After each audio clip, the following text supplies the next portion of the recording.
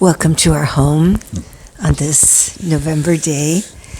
So the story from today is from a long time ago, but the lesson is so relevant for today. This actually took place in 1974, and Barry and I were spending the summer in Chamonix, France, with the Sufis, with Pir Vilayat and a whole community of Sufis. And it was a beautiful place up on this mountain, and it was very rustic too. So anyway, we were learning our, the Sufi dances and the practices and the practice of loving kindness, and trying to practice that with everyone that was there. And there were people from all over Europe and the United States, so many different languages. It was a pretty special time.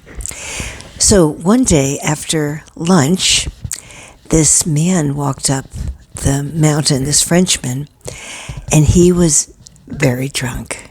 And he was very belligerent and yelling and cursing and moving his arms around. He was a great big man with lots of muscles, and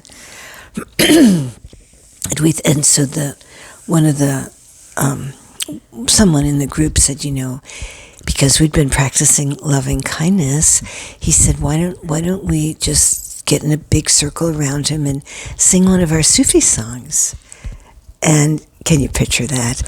So we did, Barry and I don't know, maybe 30 other people, and we were singing this really sweet Sufi song, and it made him more angry and more belligerent. He started coming close to people and threatening to hit them. So then someone said, well, I don't think that's working. Why don't we just sit down and sit in silence and send him love? So that's what we did, but that made it even worse. So You're so innocent in those days. I know. I know. Yeah.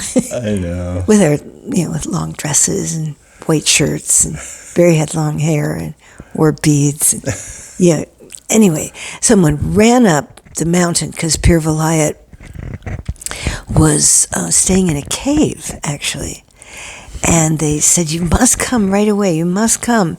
And so Pir Vilayat at that time was maybe, 65 or maybe 70. He had a long gray beard, and he wore these long white robes. And he came, and he was a little man, very, very short and very, very thin. He came down the mountain really quickly, and he saw what was happening right away. This man, but at this point, was getting really agitated, swearing loudly in French. And Pir Vilayat marched up to him. Well, but first, we all were expecting Pir Vilayat to really be sweet and loving, maybe put his heart on the man's, his hand on the man's heart, and calm him with gentleness and love. That's not what happened. Well, go ahead. Pir Vilayat, just like lightning fast, he marched up to this guy. He grabbed him by the arm, and he just, in a loud voice, said, non, no, in French. And he just dragged the man away from us towards down the hill. And the man, this giant, he was actually he weighed twice as much as Pir Vilayat. He became like a meek lamb in the ferociousness of Pir Vilayat's, just the clarity of saying no. Just no. And it's not, Pir Vilayat didn't hurt him. No. In any way. And yet the strength of his no, that this wasn't right, what the man was doing, was so strong that it calmed him down. And now, in these times, it's important for all of us to have that the power of the no be able to come through without any violence, without physically hurting anyone, but being able to express ourselves when something isn't right. And there's a lot not right now. And it's a really beautiful lesson that saying no is also a deep and vital part of our spirituality. So I love the song Barry's going to sing. I always say this is my favorite, but this is one of your first, right? It's a while ago, yeah, right. Yeah, it's a really good one. But, when Père Villette ushered the men down the hill, and then he came marching back up to us, and he just looked at us with such fire and passion in his eyes. He said, "When are you going to learn to say no to whatever is not right in your lives?" And that's the powerful message, just so powerful. Because there's a time for saying no really strongly, really strongly. By the way, what we had been doing we were there for 6 weeks with Père Villette, and one of the most important practices we did, it's called the Sufi Zikr, and it starts with the word no, or la ilaha illallahu. La is no. It says, it's basically what it means is, we're saying no to what is false and what is unreal before we can say yes to what is true and real, which is, the highest love and what's really happening. We have to say no first, often. So, Barry, that's a Sufi practice. But in all the religions, in all the paths, there is this important quality of needing to say no to what isn't right. All right.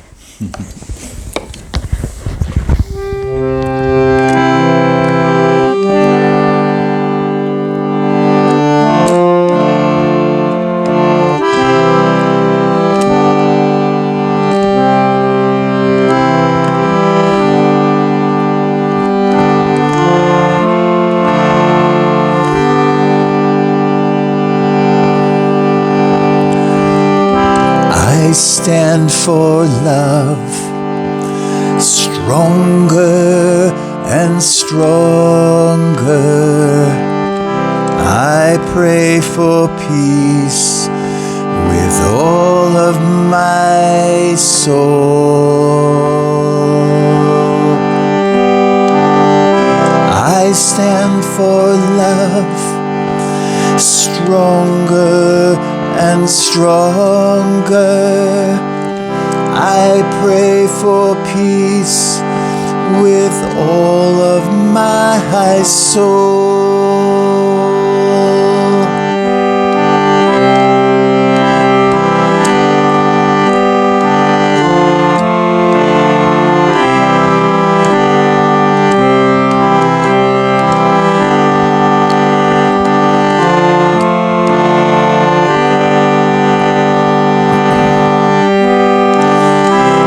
Stand for love, stronger and stronger. I pray for peace with all of my soul.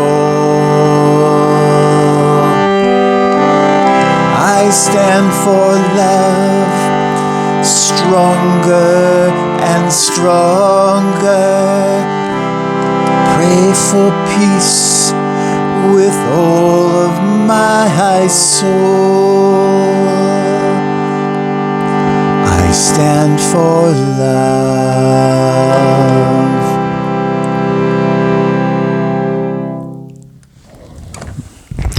All right, take a moment, close your eyes.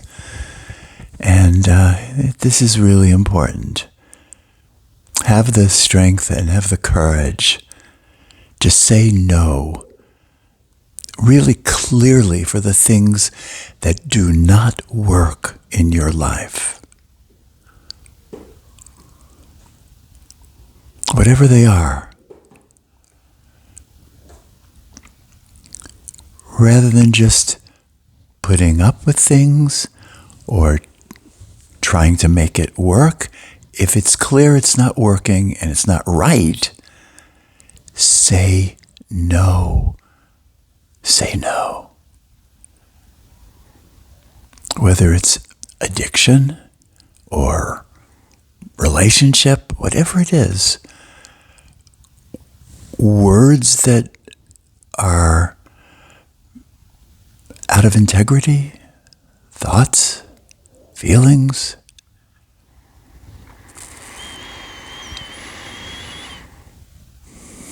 Okay, have that courage and strength to stand for love in the highest way.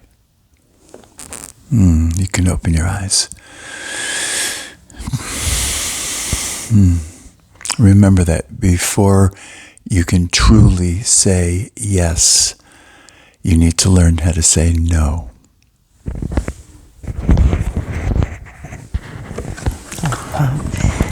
Well, thank you for joining us today. We really appreciate it. And whenever people leave comments, it helps us a lot, and it's really encourages us. And thank you so much. Yeah, and if you know someone who could benefit from this message, please send it along to whoever you know. Thank you. We say no to each other sometimes. We do. We do. Yeah, more than sometimes. Yes.